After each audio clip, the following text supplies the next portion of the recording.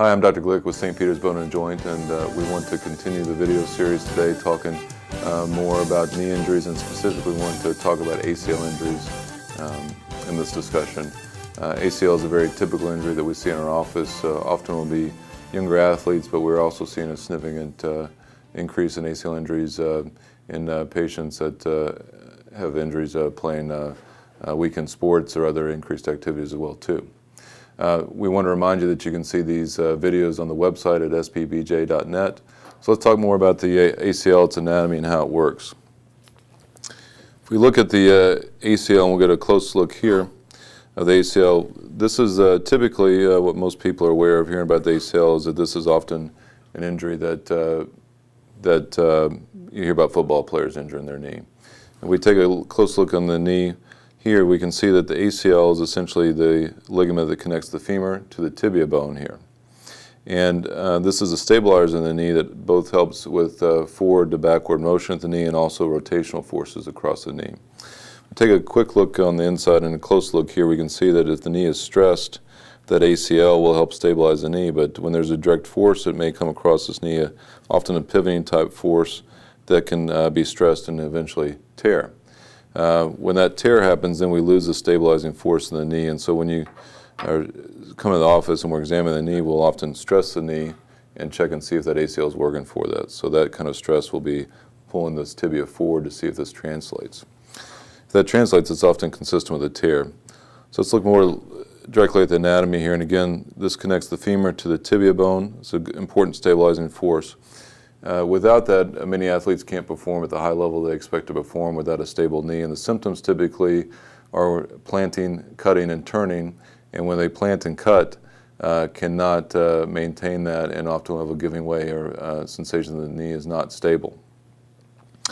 So if that's the case, and this is causing persistent difficulties not only with the ACL giving way, but often when that happens, this will stress the knee and potentially injure the meniscus or the cartilage covering the knee as well too. So the way that we will treat this surgically is we will essentially make a new ACL.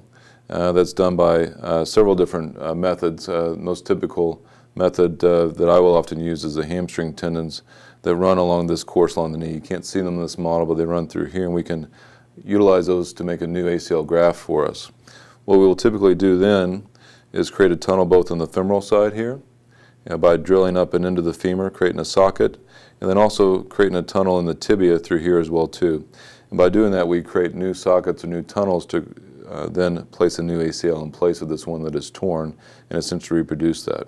And then we can fix that or hold this in place on each side of the bone, on the femoral side and the tibial side, that will help stabilize that. And by doing that, we can then give a stable knee that can then, as time evolves, hopefully allow an athlete to return to their level of sport activity they had before, or others just go back to their regular daily life that they may have been affected by an unstable knee. So let's talk more about the process after the surgery and the typical recovery and rehab process after an ACL. The surgery is an outpatient surgery, so we'll be able to go home and the same day the surgery is performed. The process following that typically we'll work with therapy for 2 to 3 months for that, and then progress to increasing activities over time.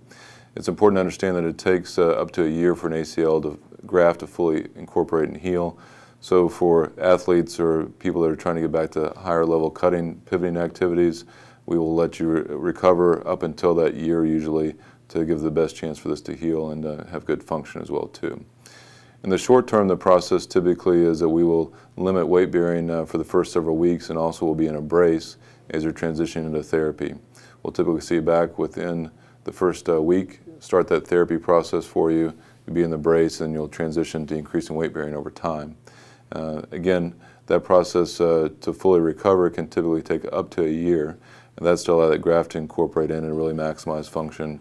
And whether it be an athlete or somebody that's just trying to get back to the regular daily activity where they pivot and turn, that is the best opportunity to allow this to heal in the best way that we can, and really maximize function for our patients after an ACL reconstruction. Thank you.